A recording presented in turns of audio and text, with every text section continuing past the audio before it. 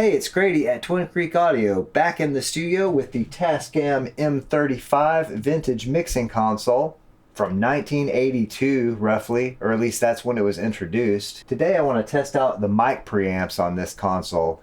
First of all, you're hearing my voice through one of the console preamps right now. It's an Audio-Technica AT2020, and I did have to use an external phantom power supply for the voice mic here because the console does not have phantom power. But you're hearing the M35 mic preamps right now on my voice, and I figure that most people want transformer balanced mic preamps or a vintage console like this for drum sounds. So I'm going to test these mic preamps in the Tascam M35 on drums today. I've made two previous videos about this. One was more of the details and functions and features, the front and back panel of the console, and the other was summing through the console, so make sure to check out those two videos.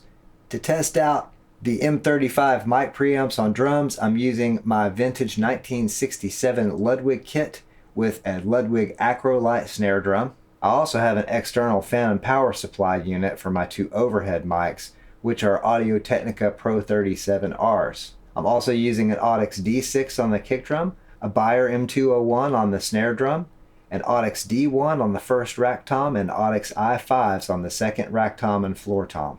A fairly simple setup, and we're going to see how these mic preamps sound with drums.